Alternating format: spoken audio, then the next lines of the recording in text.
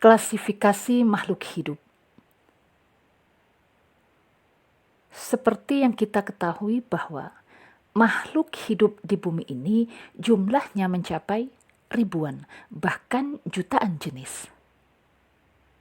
Untuk mempermudah mempelajarinya, para ilmuwan di dunia mengelompokkannya ke dalam golongan-golongan tertentu yang kemudian disebut dengan klasifikasi makhluk hidup. Nah, sekarang apa yang dimaksud dengan klasifikasi makhluk hidup? Klasifikasi makhluk hidup adalah cara sistematik untuk mempelajari makhluk hidup dengan memperhatikan persamaan dan perbedaan ciri dari sifat yang nampak atau yang dapat dikenal. Selanjutnya, terkait penggolongan makhluk hidup ini, kita dapat mempelajarinya melalui cabang ilmu biologi yang disebut dengan taksomi. Jadi, taksomi adalah salah satu cabang ilmu biologi yang mempelajari tentang klasifikasi makhluk hidup.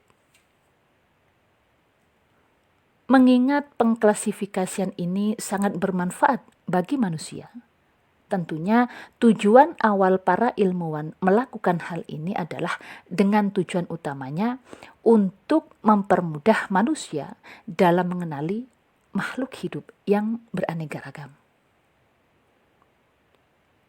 Berikut ini adalah beberapa tujuan dan manfaat klasifikasi makhluk hidup.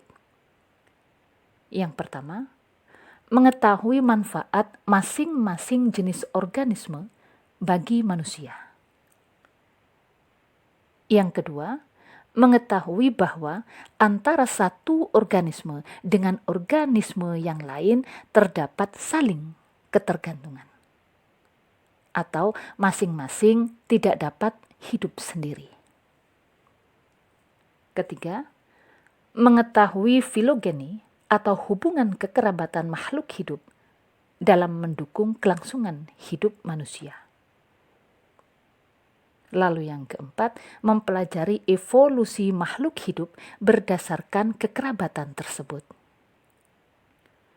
Selanjutnya yang kelima adalah mendeskripsikan ciri makhluk hidup untuk membedakan dengan jenis lain agar mudah dikenal. Dan yang terakhir, mengelompokkan makhluk hidup berdasarkan persamaan ciri-cirinya. Selanjutnya tentang sistem klasifikasi. Makhluk hidup yang mempunyai persamaan ciri tertentu dimasukkan ke dalam satu kelompok.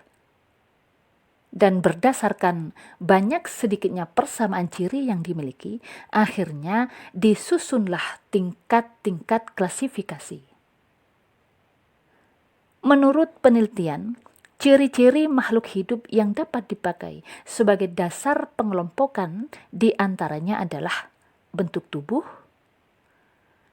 cara makan, tempat hidup, dan sifat. Makin banyak persamaan ciri-ciri atau sifat, maka makin dekat kekerabatannya. Sedangkan jika makin sedikit persamaan ciri-ciri atau sifatnya, artinya semakin jauh pula kekerabatannya. Sebagai contoh, antara tanaman jagung, pisang, mangga, dan padi, maka yang berada dalam satu kelompok yang sama adalah tanaman jagung dan padi. Sedangkan pisang dan mangga memiliki kelompoknya sendiri. Seorang ahli biologi dari negara Swedia bernama Carl Linnaeus merupakan orang pertama yang menyusun klasifikasi makhluk hidup berdasarkan persamaan tubuh, baik struktur tubuh luar maupun struktur tubuh dalam, khususnya struktur alat reproduksi. Dan sistem klasifikasi menurut Carles ini merupakan sistem klasifikasi dengan dua kingdom, Jadi makhluk hidup itu dibagi menjadi dua kingdom, yakni kingdom animalia atau dunia hewan dan kingdom plantae atau dunia tumbuhan. Selanjutnya, dunia hewan terbagi atas beberapa filum, sedangkan dunia tumbuhan terbagi atas beberapa divisi. Kemudian baik filum atau divisi masing-masing dibagi menjadi beberapa kelas. Dan setiap kelas dibagi menjadi beberapa bangsa yang di dalam sains biasanya disebut dengan ordo. Setelah itu setiap bangsa atau setiap ordo dibagi menjadi beberapa suku yang disebut dengan familia. Kemudian setiap familia atau setiap suku ini dibagi lagi menjadi beberapa warga atau genus.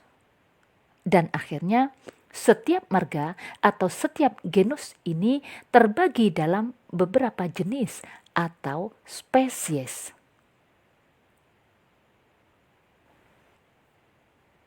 Berikutnya mengenai tahapan klasifikasi. Pengklasifikasian makhluk hidup dapat dilakukan melalui beberapa tahap.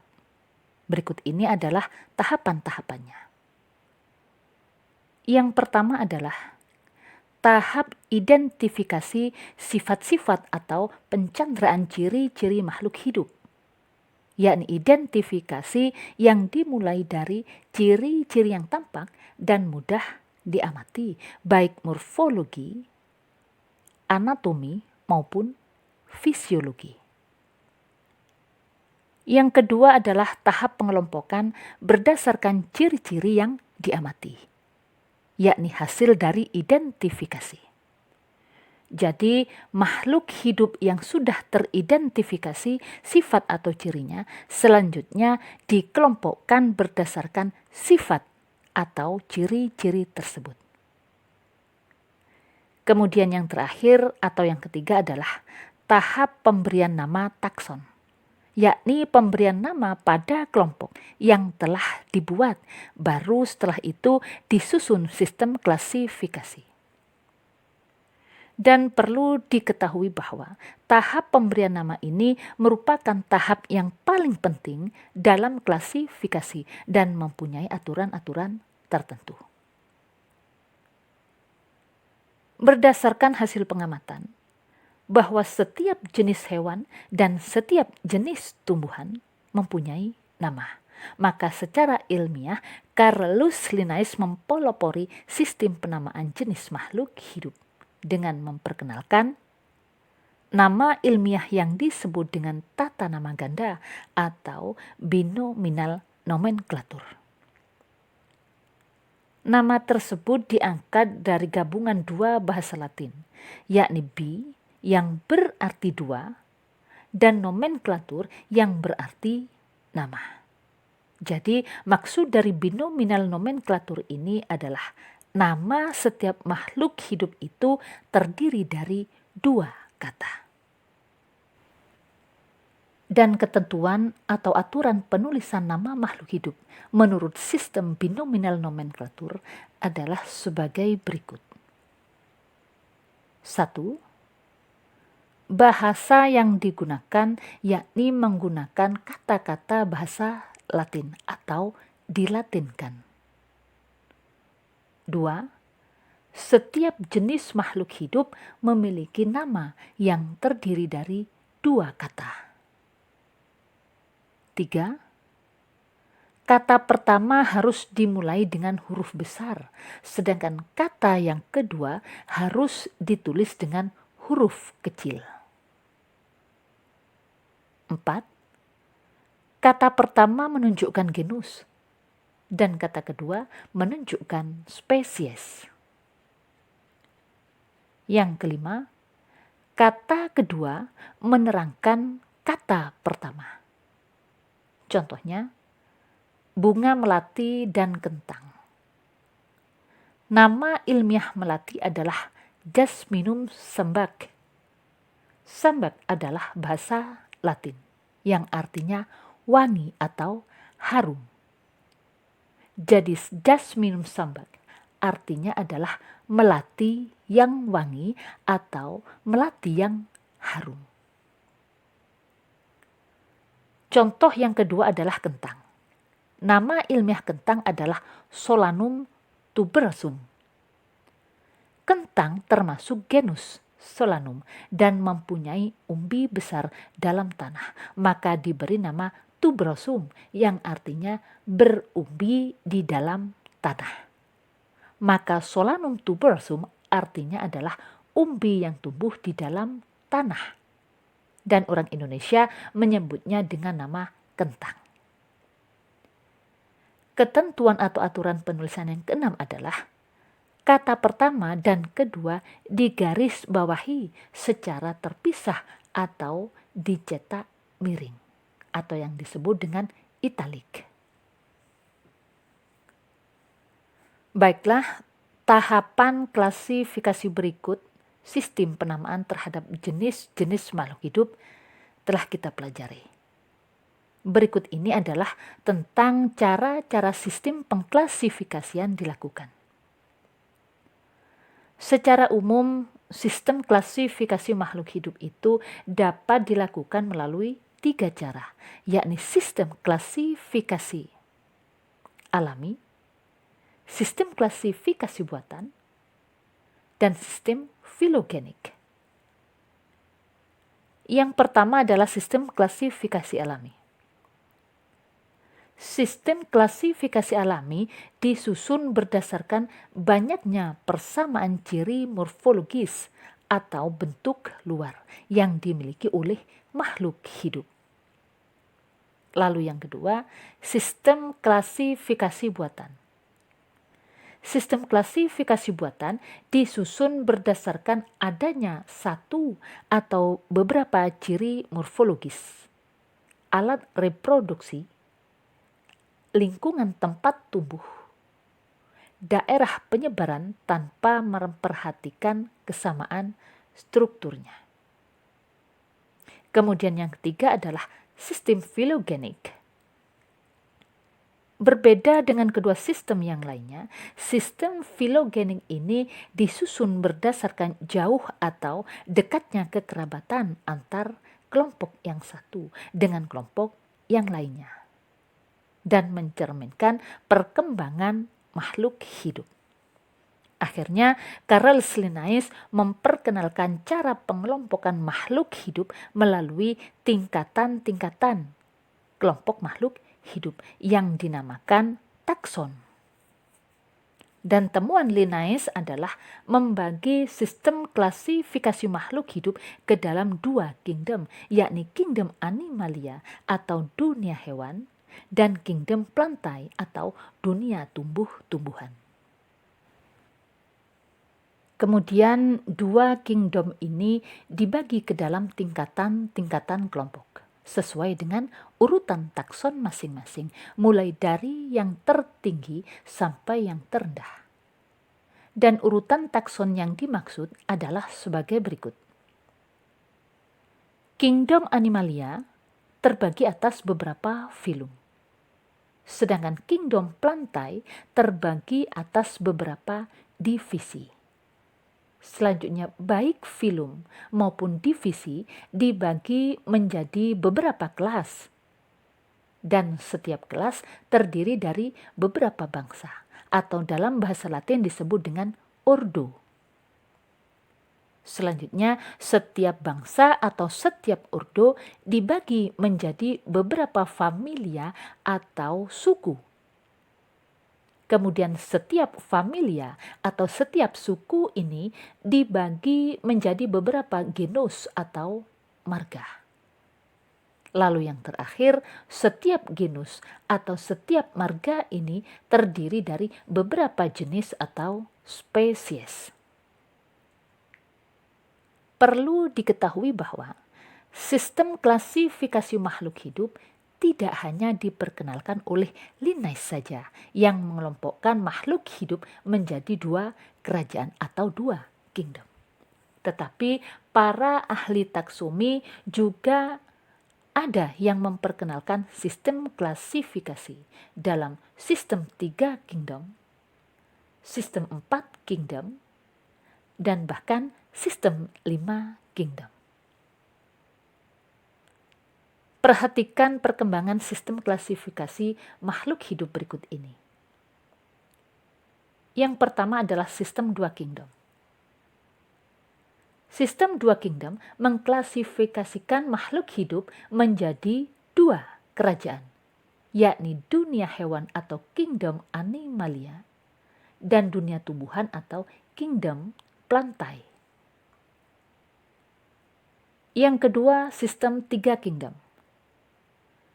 Sistem 3 kingdom mengklasifikasikan makhluk hidup menjadi 3 kerajaan, yakni kingdom fungi atau dunia jamur, kingdom plantae atau dunia tumbuhan, dan kingdom animalia atau dunia hewan. Kemudian yang ketiga, sistem 4 kingdom. Sistem 4 kingdom mengklasifikasikan makhluk hidup menjadi 4 kerajaan. Sistem 4 kingdom berkembang setelah ditemukannya inti sel. Berdasarkan inti selnya, makhluk hidup dibedakan ke dalam 2 bagian, yakni makhluk hidup yang inti selnya diselubungi oleh membran sel yang disebut dengan eukariotik, dan makhluk hidup yang inti selnya tidak memiliki membran sel yang disebut dengan prokariotik. Selanjutnya, makhluk hidup yang inti selnya tidak memiliki membran sel atau prokariotik dalam sistem 4 kingdom dikelompokkan secara tersendiri dan dimasukkan ke dalam kingdom Monera. Dan sistem klasifikasi makhluk hidup menurut sistem 4 kingdom ini antara lain adalah kingdom Monera, kingdom fungi atau dunia jamur, kingdom plantae atau dunia tumbuhan, dan kingdom animalia atau dunia hewan. Yang terakhir adalah sistem 5 kingdom. Sistem 5 kingdom mengklasifikasikan makhluk hidup berdasarkan tingkatan, susunan sel, dan cara pemenuhan kebutuhannya. Pada sistem 5 kingdom, kecuali ganggang biru yang semula masuk ke dalam plantae dan protozoa yang semula masuk animalia, kemudian dikelompokkan ke dalam protista. Seorang ahli biologi dari Amerika Serikat bernama Robert Whittaker pada tahun 1969 mengemukakan bahwa sistem klasifikasi makhluk hidup dengan 5 kingdom, yakni kingdom Monera, kingdom plantae atau dunia tumbuhan, kingdom animalia atau dunia hewan, kingdom protista, dan kingdom fungi atau dunia jamur. Penjabarannya sebagai berikut. 1. Kingdom Monera. Kingdom Monera memiliki ciri-ciri terdiri atas suatu sel dan dapat membuat makanannya sendiri, yakni dengan cara menyerap dari luar. Proses pernafasannya berlangsung melalui difusi di permukaan sel. Dan organisme yang termasuk ke dalam kingdom Monera adalah makhluk hidup yang inti selnya tidak memiliki membran sel atau yang disebut dengan sel prokariotik. Misalnya macam-macam bakteri dan ganggang biru. Contoh yang termasuk jenis bakteri misalnya berbagai bakteri berbentuk batang atau bacillus, coccus, kama atau vibrio, spiral atau spirillum, dan spirochaeta. Kemudian contoh yang termasuk jenis ganggang biru, misalnya Schizotrix sp, Nostoc sp, Spirulina sp, dan sebagainya. 2. Kingdom Plantae atau dunia tumbuhan. Kingdom Plantae memiliki ciri-ciri bersel banyak, eukariotik, hidupnya menetap, memiliki dinding sel yang tebal, berklorofil, dan mampu membuat makanannya sendiri atau mampu berfotosintesis. Kemudian Kingdom Animalia atau dunia hewan. Kingdom Animalia mempunyai ciri-ciri bersel banyak, eukariotik, tidak memiliki dinding sel, tidak mampu membuat makanannya sendiri, dan memiliki sistem pencernaan dan pernafasan. Organisme yang termasuk ke dalam Kingdom Animalia antara lain adalah Porifera atau hewan spon,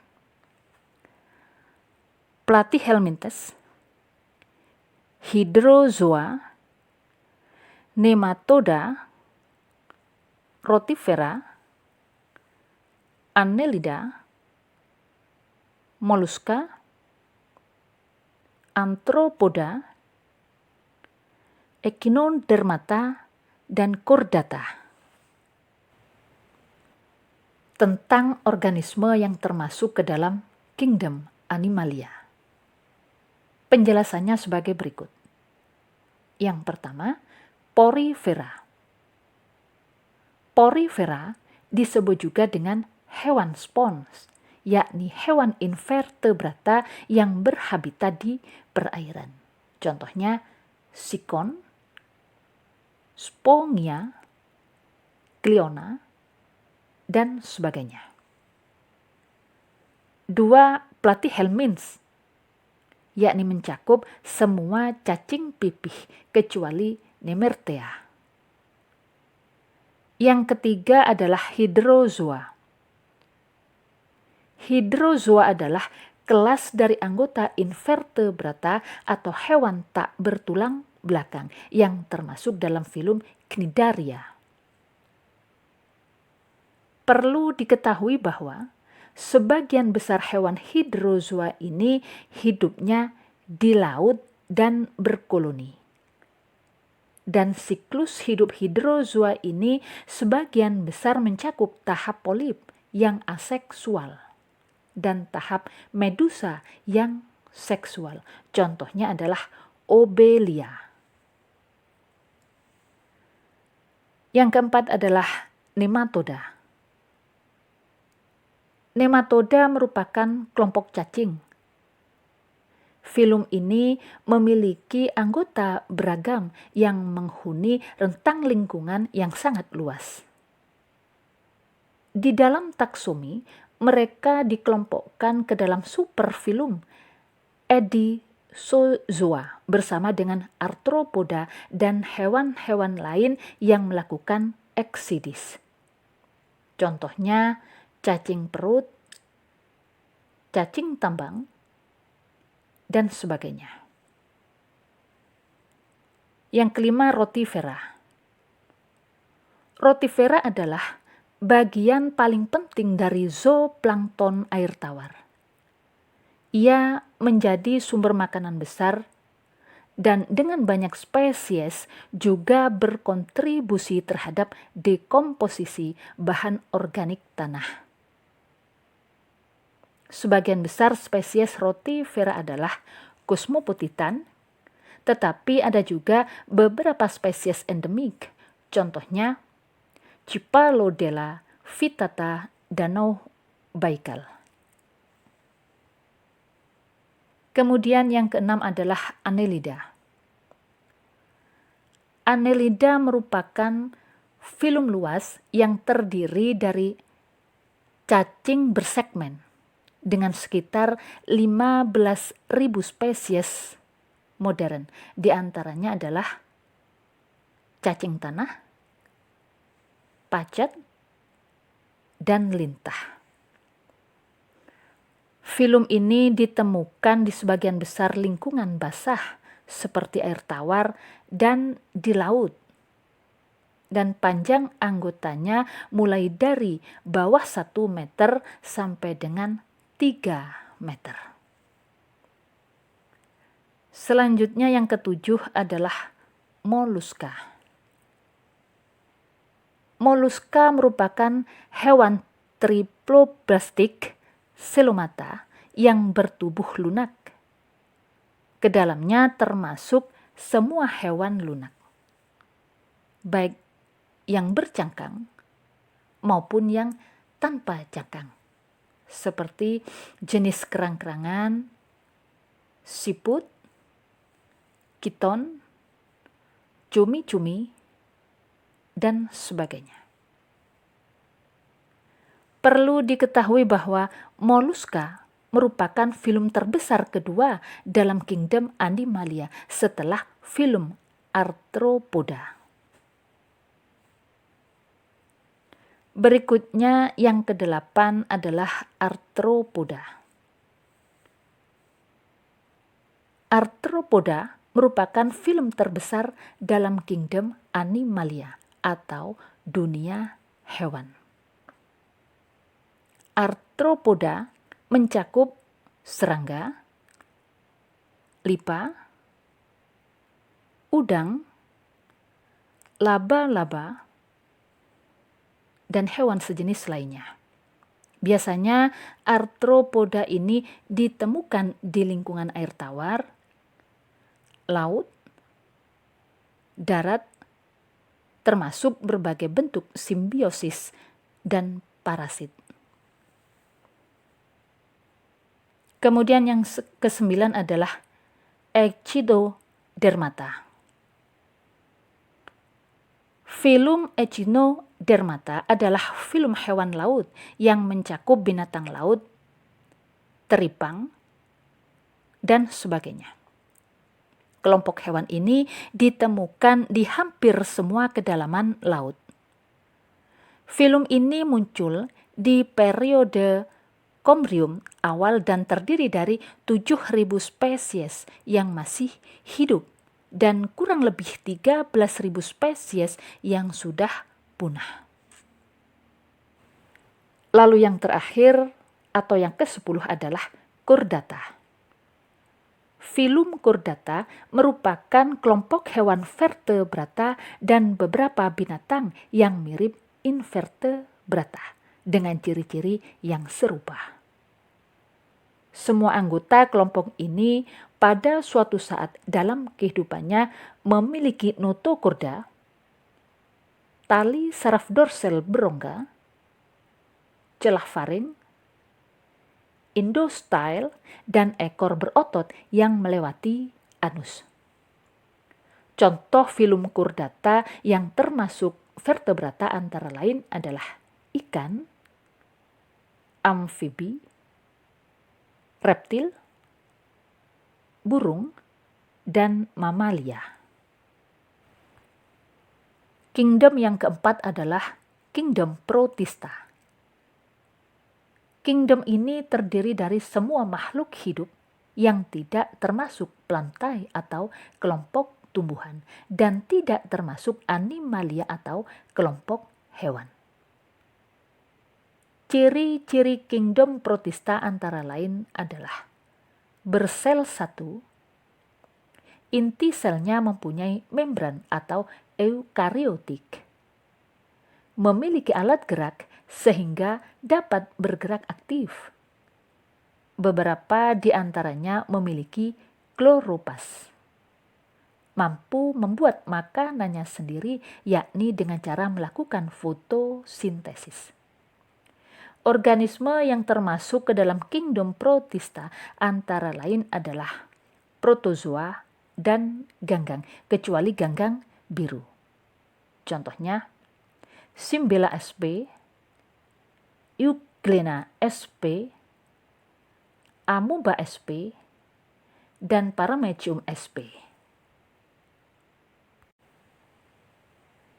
Lalu yang kelima adalah kingdom fungi atau dunia jamur.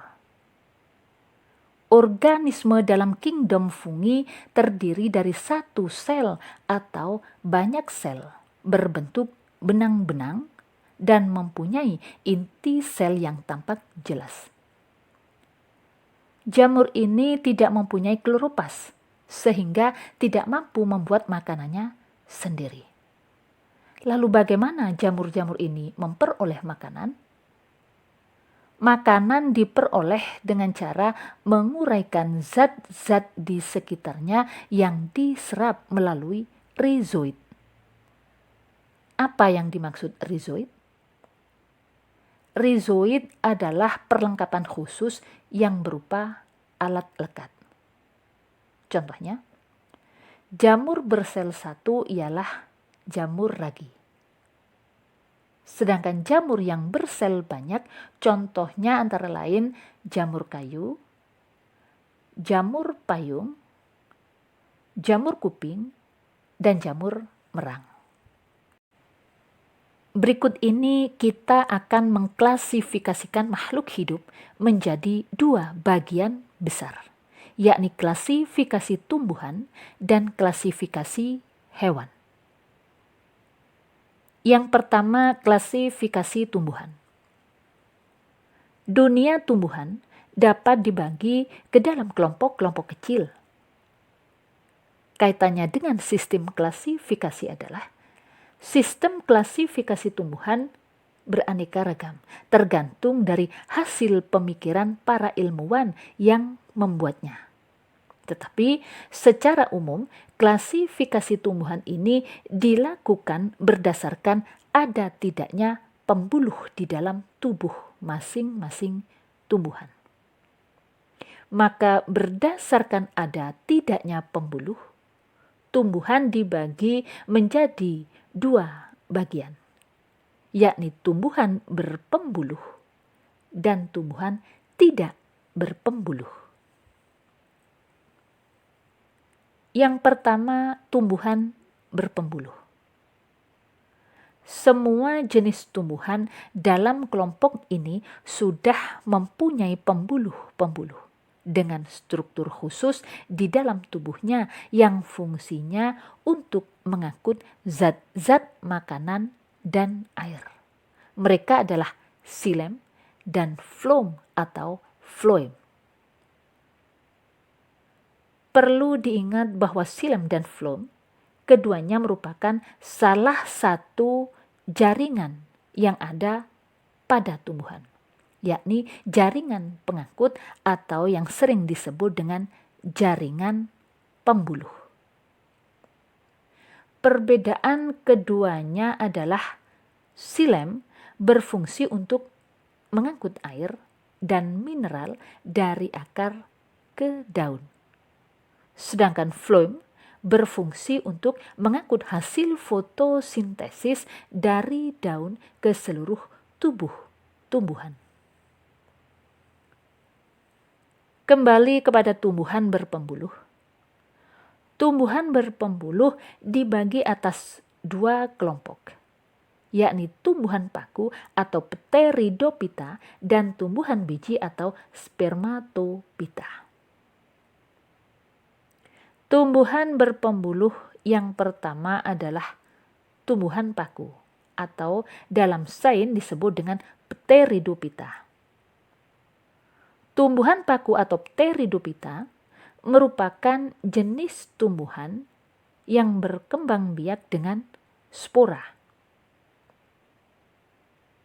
Tumbuhan paku tidak menghasilkan bunga atau biji. Dan di bagian daunnya tampak bintik-bintik coklat atau hitam yang disebut dengan sorus atau sori.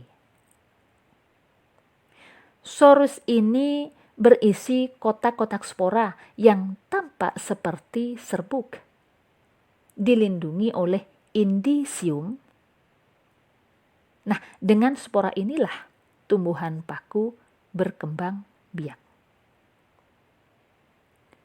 Apakah setiap daun tumbuhan paku berisi spora? Tidak. Tidak semua tumbuhan paku daunnya mengandung bagian yang berisi spora. Daun yang tidak mengandung spora disebut dengan daun steril. Sedangkan daun yang berspora disebut dengan daun fertil atau daun subur. Tumbuhan paku atau Pteridophyta diklasifikasikan ke dalam beberapa kelas, yakni paku purba atau Psilopithinae, paku ekor kuda atau Equisetae, paku kawat atau Lycopodidae, dan paku benar atau Felicinae. Masing-masing contohnya sebagai berikut. Kelas paku purba contohnya Psilatum dudum. Kelas paku ekor kuda contohnya Equestum debil. Kelas paku kawat contohnya tanaman hias gantung yang daunnya seperti jarum, tersusun rapat pada batangnya bercabang-cabang. Dan kelas paku benar contohnya paku tiang, paku daun semanggi, kayambang, dan sebagainya. Kemudian tumbuhan berpembuluh yang kedua adalah tumbuhan biji atau Spermatophyta. Tumbuhan biji atau Spermatophyta sudah mempunyai pembuluh pengangkut di dalam tubuhnya, yaitu pembuluh kayu yang disebut dengan xilem dan pembuluh tapis yang disebut dengan phloem. Pembuluh kayu mengangkut air dari dalam tanah ke bagian tubuh sebelah atas. Sedangkan pembuluh tapis atau phloem berfungsi mengangkut sari-sari makanan dari daun ke seluruh tubuh. Kedua macam pembuluh membentuk suatu ikatan yang disebut dengan ikatan pembuluh. Tumbuhan biji mempunyai bagian-bagian, yakni akar, batang, daun, bunga, dan buah. Akar merupakan alat mengambil air dari dalam tanah, pengukuh tubuh, dan terdapat ikatan pembuluh. Batang merupakan tempat bertumbuhnya daun, bunga, dan buah. Di dalamnya terdapat ikatan pembuluh yang merupakan lanjutan dari pembuluh di dalam akar. Daun merupakan tempat berlangsungnya proses fotosintesis atau pembuatan makanan. Pada daun terdapat urat daun yang di dalamnya berisi ikatan pembuluh lanjutan dari batang. Tumbuhan biji mempunyai ciri khas menghasilkan bunga sehingga disebut dengan Anthophyta. Selain itu juga disebut Phanerogamai yang berarti tumbuhan yang alat kelaminnya tampak. Lalu bunga. Bunga merupakan alat kelamin dari tumbuhan biji karena di dalamnya terdapat benang sari sebagai penghasil sel kelamin jantan dan putik sebagai sel kelamin betina. Yang terakhir adalah buah. Buah berisi biji yang di dalamnya berisi lembaga-lembaga. Adalah bagian biji yang akan menjadi tanaman baru. Biji merupakan alat perkembangbiakan pada tumbuhan. Pembentukan biji diawali dari peristiwa persarian dan pembuahan. Besaran atau penyerbukan adalah peristiwa menempelnya serbuk sari pada kepala putik. Dan pembuahan yakni peristiwa meleburnya inti spermatozoid atau sel kelamin jantan dengan inti sel telur. Setelah terjadi pembuahan akan terbentuk lembaga. Pada waktu persarian, serbuk sari akan membuat jalan untuk menjadi dua, yaitu tumbuhan berbiji terbuka dan tumbuhan berbiji tertutup. Tumbuhan biji terbuka atau gimnosperma mempunyai bakal biji tidak berada di dalam bakal buah dan tidak tertutup oleh daun buah, melainkan terlihat dari luar. Sedangkan tumbuhan biji tertutup atau angiosperma mempunyai biji berada dalam buah yang tertutup oleh daun buah, sehingga biji tidak tampak dari luar. Tumbuhan biji mempunyai ciri khas berupa bunga betina dan bunga jantan yang letaknya terpisah. Bentuk bunga betina dan jantan berupa ujung yang merupakan kumpulan daun buah, dan bakal bijinya melekat atau menempel di permukaan lembaran daun buah. Tumbuhan biji tertutup terdiri dari dua kelas, yakni kelas dikutil, yakni berkeping dua, dan kelas monokutil, yakni berkeping satu. Kelas dikutil atau berkeping dua ciri-cirinya adalah berbiji tertutup, berakar tunggang, daun pada batang atau tersebar, bagian bunga berjumlah 2, 4, 6, atau kelipatannya. Contoh tanaman dikutil antara lain adalah kubis-kubisan, polong-polongan, getah-getahan, terung-terungan, dan kapas-kapasan. Sedangkan ciri-ciri kelas monokutil atau berkeping satu adalah berakar serabut, ruas-ruas batangnya nyata, tulang daunnya sejajar atau melengkung, bagian bunganya 3 atau kelipatannya, dan bijinya berkeping tunggal. Contoh tanaman monokutil adalah sebagai berikut. Padi-padian seperti padi, gandum, sorghum, jagung, dan sebagainya. Jenis rumput seperti rumput gajah, ilalang, bambu, dan sebagainya. Lalu kelapa. Contohnya kelapa, lontar, kelapa sawit, palm, kurma, dan sebagainya. Lalu jahe-jahean. Umumnya jahe-jahean ini mempunyai akar tinggal atau rizoma. Contohnya lengkuas, jahe, kunyit, kapulaga, dan sebagainya.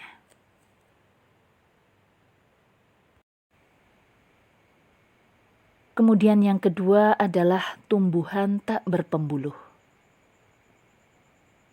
Tumbuhan tak berpembuluh dibagi menjadi 3, yakni tumbuhan belah atau Schizophyta, tumbuhan talus atau Talophyta, dan tumbuhan lumut atau Bryophyta. Tumbuhan belah atau Schizophyta bersifat mikroskopis, artinya berukuran amat kecil, terdiri dari satu sel yang belum mempunyai inti atau plastida atau butir pembawa zat warna. Hidup berkoloni atau berkelompok, berkembang biak dengan membelah diri. Subdivisio tumbuhan belah terdiri atas ganggang belah dan jamur belah. Yang pertama, ganggang belah. Ganggang belah lebih dikenal dengan nama ganggang biru. Organisme ini memiliki sel yang mengandung zat warna biru hijau. Hidup bersimbiosis dengan tumbuhan lain, mampu mengikat nitrogen atau zat lemas dari udara, sehingga dapat menyuburkan tanah. Yang kedua adalah jamur belah. Jamur belah disebut juga dengan bakteri atau bakteria. Organisme ini sesuai dengan namanya berkembang biak dengan membelah diri. Tempatnya di tanah, air, udara, atau rongga mulut, dan sebagian besar merupakan parasit atau saprofit. Berdasarkan bentuknya, jamur belah dibagi menjadi vibrio atau koma, spiril atau skrup, salur berpilin, kokus atau bulat, dan basil atau batang. Lalu tumbuhan tak berpembuluh yang kedua adalah tumbuhan talus atau talopita. Tumbuhan talus merupakan organisme tunggal atau berkoloni. Mempunyai inti sel, terdiri dari banyak sel, hidup di air tawar, di tempat lembab, atau di laut. Yang termasuk tumbuhan talus ialah jamur makroskopis, ganggang, dan lumut kerak. Yang pertama, jamur. Jamur ada yang bersel satu dan ada yang bersel banyak. Jamur bersel satu misalnya ragi, yang biasanya banyak dimanfaatkan manusia dalam pembuatan alkohol, roti, dan lain sebagainya. Yang kedua adalah ganggang atau alga. Ganggang merupakan jenis tumbuhan yang hidup di air tawar atau air laut. Selain itu, ganggang juga ada yang dapat hidup di tempat lembab, misalnya di batang atau di dinding rumah yang lembab. Beberapa ganggang yang hidup sebagai plankton yaitu mikroorganisme yang hidup melayang-layang di dalam air, dan ada yang hidup sebagai bentos atau hidup di dasar air. Lalu yang ketiga adalah lumut kerak atau lisenes. Lumut kerak atau lisenes adalah simbiosis mutualisme dari ganggang dan jamur.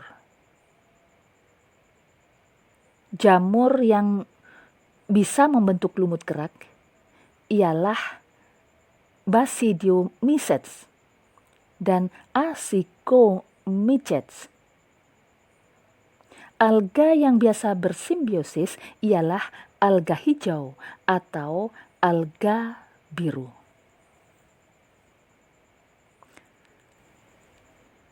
Dan tumbuhan tak berpembuluh yang ketiga adalah tumbuhan lumut atau Bryophyta.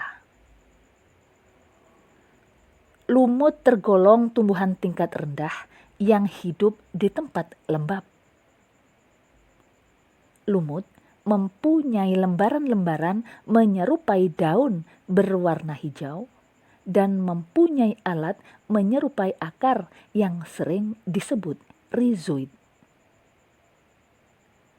Tumbuhan lumut berkembang biak dengan spora dan dalam hidupnya mengalami suatu siklus atau daur hidup yang menunjukkan pergiliran keturunan metagenesis. Terdapat dunia kelas tumbuhan lumut, yaitu lumut daun dan lumut hati. Pada lumut daun terdapat rhizoid dan struktur yang menyerupai batang-batang dan daun. Daun tumbuh bertumpu pada batang yang sangat halus. Pada ujung batang sering tampak kotak spora atau sporangium.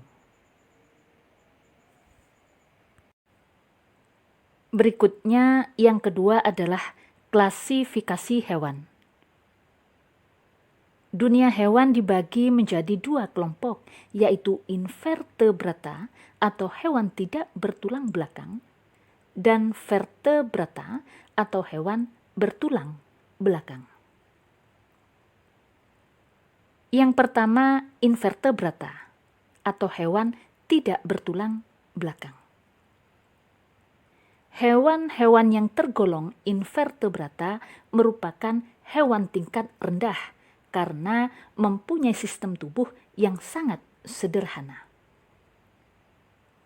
Invertebrata terdiri atas hewan bersel tunggal atau protozoa, hewan berpori-pori atau porifera, hewan berongga atau colentrata, cacing atau vermes, hewan bertubuh lunak atau moluska, hewan berkulit duri atau echidodermata, dan hewan berbuku-buku atau arthropoda. Hewan bersel tunggal mempunyai tubuh terdiri dari satu sel. Contohnya adalah Plasmodium sp, yakni penyebab malaria, Amoeba dysenterial, yakni penyebab disentri, Eglina sp, dan Paramecium sp.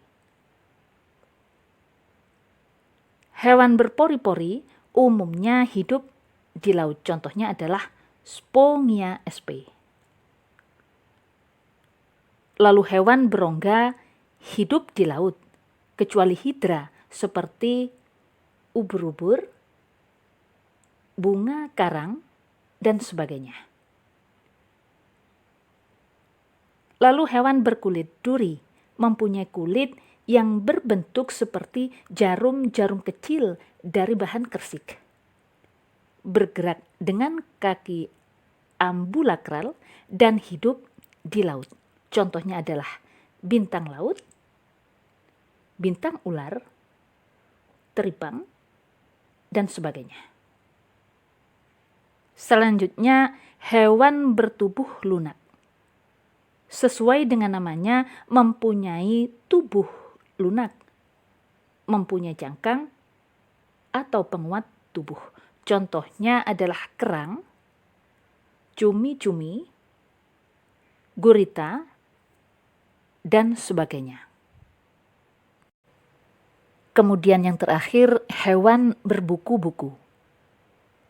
Tubuh dan anggota geraknya beruas-ruas, bernafas dengan menggunakan trakea, dan mengalami metamorfosis. Arthropoda terbagi menjadi beberapa kelas, antara lain adalah kelas udang-udangan, contohnya udang dan kepiting. Kelas laba-laba, contohnya laba-laba. Kelas insekta atau serangga, contohnya nyamuk, kupu-kupu, dan sebagainya. Dan kelas Myriapoda, yakni kaki 1000, contohnya adalah lipan dan sebagainya.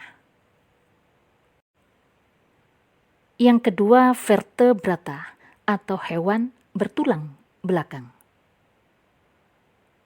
Hewan bertulang belakang atau vertebrata mempunyai tulang belakang dan mempunyai tulang tengkorak atau kranium, sehingga disebut dengan kraniata. Hewan-hewan yang termasuk kelompok ini mempunyai sistem organ yang lengkap dan kerangka dalam atau endoskeleton.